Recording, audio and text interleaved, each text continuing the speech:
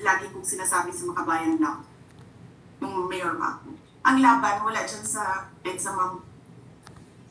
Wala dyan sa mga highway. Ang laban, ma'am, nandun sa loob ng palasyo. Yan ang problema. We appreciate yung expression ninyo ng disgust, ng pagkamuhi,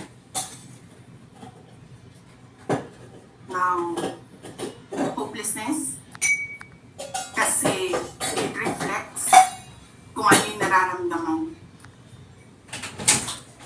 ng marami, milyon.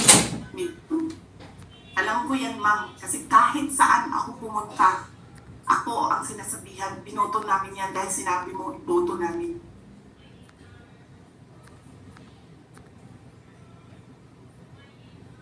So, yes, ma'am. Maraming salamat sa ginagawa ninyo. Dahil sa ginagawa ninyo, I'm sure nakikita yan ang taong bayan and na-appreciate nila yan. Marami sa ating mga kababayan ang gusto sumali sa inyo. Pero sa sobrang hirap ng buhay ngayon, hindi na maiwanan yung mga trabaho nila at hanap buhay nila para pumunta sa daan. Bakit sila naghihirap? Bakit? Dahil sa gobyerno.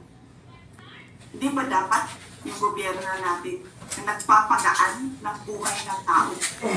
Bakit ang gobyerno natin ang nagpapahirap lalo sa tao? Kasi gusto ba nila lagi na lang government property? I was allowed by the lawful occupant and possessor of that office to stay there, to assist a detainee who is inconsolable right now. Na hindi mo na alam kung yung mga congressman na yan na nag-hearing, ano sinasabi nila? Pagkatapos, pag-off ng mic, pag wala ng media, pasensya na kayo ha. Kailangan kasi namin ng pera. Mag-eleksyon na kasi. Mag-eleksyon na kasi. Pakisabi kay Sara ha. Pakisabi kay Sara ha. Hindi ko naman gusto tong ginagawa ko. Hindi ko naman gusto tong ginagawa ko eh. Putang ina, hindi mo pala gusto ginagawa mo eh. Bakit mo eh? Putang ina, hindi mo pala gusto ginagawa mo eh. Bakit mo sinisira pangalan ko? Bakit mo sinisira pangalan ko? Joel Chua. Totoo yan, Jeff.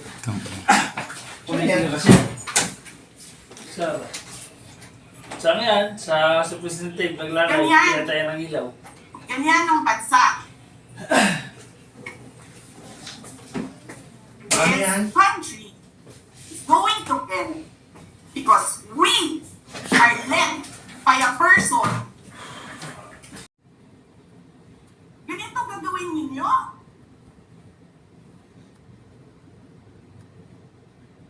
Presidente ka. Presidente ka. May speaker ka. May speaker ka. Na-involved sa bribery ng Supreme Court justices. May video, may kaso, may witnesses. Hindi mo tinanggal yung speaker mo. Pinabayaan mo siya abusuhin ang pera ng bayan.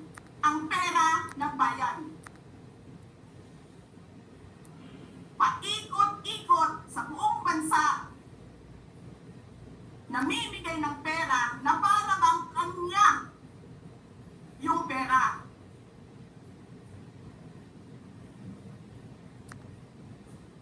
Di ba nga, lagi niyo sinasabi separation of powers? Anong trabaho ng legislative branch? Gumawa ng batas. Anong ginagawa ni Martin Romualdez? Nagdidirect ng DSWD, namimigay ng ayuda,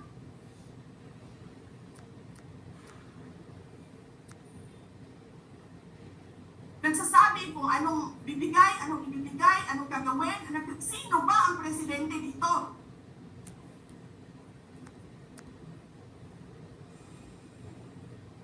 Alam nyo, alam namin, mali ang ginagawa ninyo.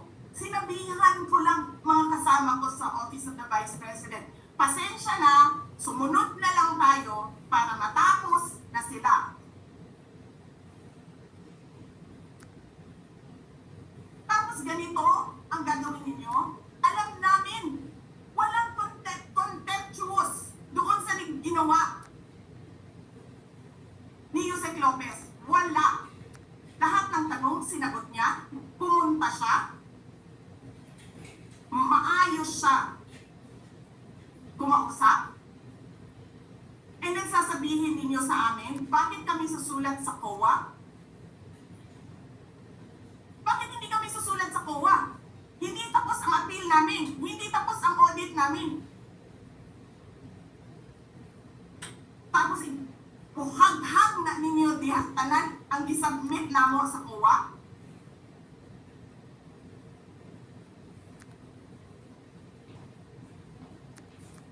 Tama ba yun? I have a video of Chairman Gamaliel Cordova. Sinasabi niya, mali ang ginawa niya. Tama ba yun? Ikaw ba ang auditor? Ikaw ang appeals? Wala pa kaming audit? Sasabihin mo na mali kami?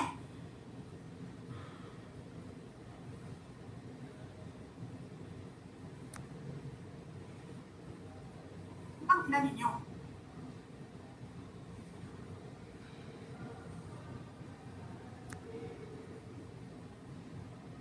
Hindi pa kayo nakakita ng kalaban na tulad ko. Nagpigil ako na nagpigil. Nagpigil ako na nagpigil. Kasi masama sa bayan. Hindi maganda ang political instability.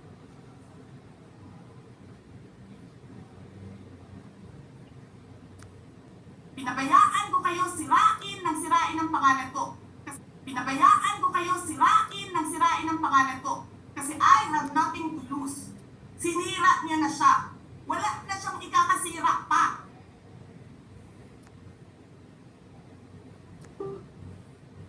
Tapos ganito ang gagawin niyo.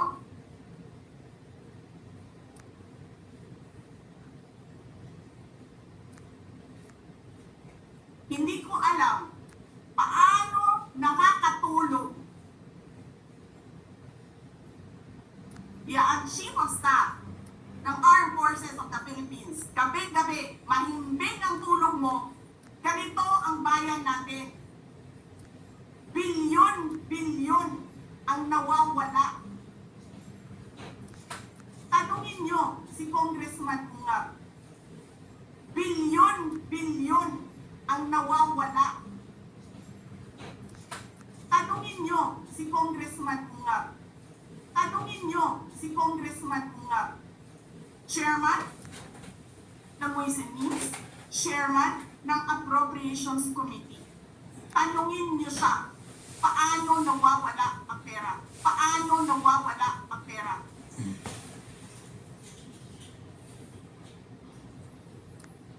Paano nyo ginagel ang pera ng Department of Education?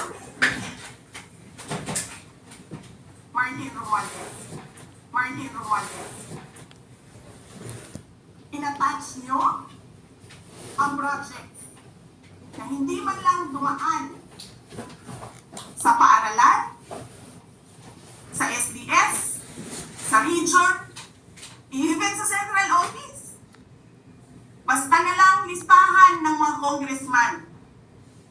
19 billion. Tapos, nung 1 billion na lang ang naiwan sa DepEd, anong ginawa nyo? Kinuha nyo ang 5 billion sa repairs, nilipat nyo para mukhang lumaki ang pera.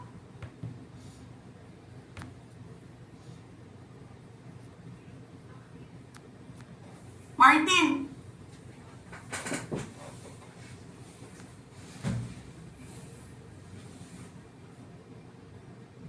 Nangangampanya tayo. Nakasakay tayo sa eroplano. Magkatabi tayo. Nagre-reklamo ka, putang ina ka, walang pera. Kasi, ano sabi mo? Gium-um ni Lita Marcos o ni BBM ang kwarta. Walang pera sa kampanya kasi hindi nagbibigay si BBM at si Lisa. Inigipit nila. Kinukuha nila lahat ang pera. Reklamo ka ng reklamo sa akin. Ano sinabi ko sa'yo? Huwag ka mag-alala.